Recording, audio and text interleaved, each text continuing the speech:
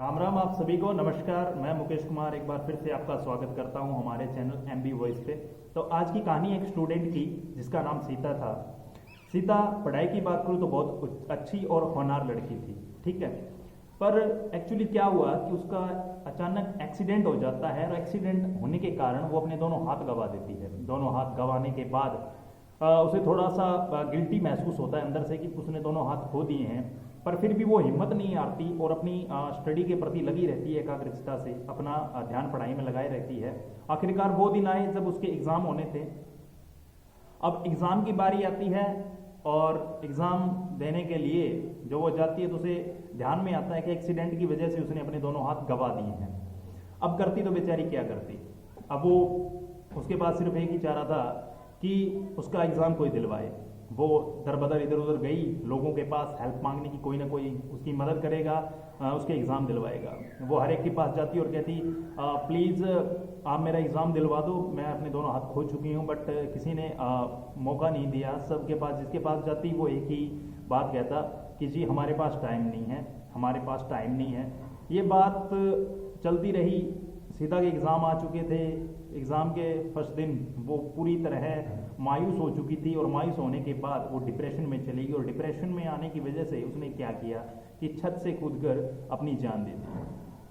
और जान देने के बाद वहाँ जो लोग थे इकट्ठे हो गए, सारे एक जगह इकट्ठे हो गए और एक दूसरे से बातें करने लगे। यार कि लड़की आई थी हमारे पास, ये हमसे कह रही थी कि हमारे एग्ज़ाम दिलवा दो, पर हमारे पास तो टाइम ही नहीं था।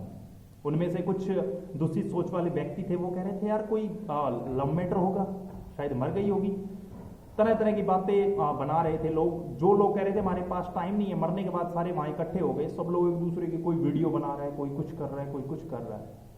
उस वक्त ध्यान देने वाली बात है कि जो लोग ये कह रहे थे कि हमारे पास टाइम नहीं है, उस वक्त उनके पास कैसे टाइम आ गया जब उस लड़की की जान चली गई और वो मदद मांग रही। उस वक्त उसकी किसी ने मदद तक नहीं की, ठीक है। यही हाल है हमारा। थोड़ा सा वक्त मिलता नहीं कि हम घर के खिड़की दरवाजे बंद करके बैठ जाते हैं, गप्पे लड़ाने लग गए, बाहर क्या हो रहा है क्या नहीं इससे हमें कोई परवाह नहीं है। मानता हूँ आज का समाज बहुत गलत तरीके से चल रहा है, मानते हैं इस चीज़ को, पर इंसानियत नाम की भी कोई चीज़ हमारे अंदर होनी चाहिए। अगर कोई उस लड़की की मदद कर देता तो आज उसकी जान पे नहीं आती, आज वो उसे जान देने की नौबत नहीं आती अगर कोई उसकी मदद करता। तो आप सभी से, युवा वर्ग से, समाज से मैं हाथ जोड़ के विनती करना चाहूँगा कि जितना हो सके अपने से बने उतनी मदद ज़रूर करें, एक दूसरे के साथ मिलकर चलें, ठीक है। और उन लोगों की मदद जो ज़रूर करें जिन्हें रियल में मदद की ज़रूरत है, ठीक है। अगर मिल के चलेंगे तो एक उदाहरण पेश होगा हमारे समाज का, एक अच्छी सोच का, ठीक है। तो मिलकर चलें तो एक नए समाज का निर्माण करें। उम्मीद करता हूँ आज की कहानी अच्छी लगी होगी। और सॉरी, कहानी का नाम बताना तो मैं आपको भूल ही गया। कहानी का नाम क्या है? कहानी का नाम था तमाशा, ठीक है। शुरू में भूल गया था।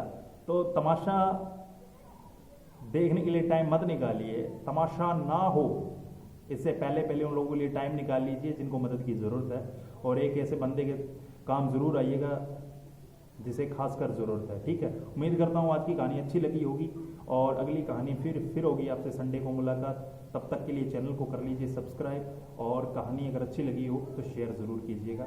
एक बार फिर से राम राम।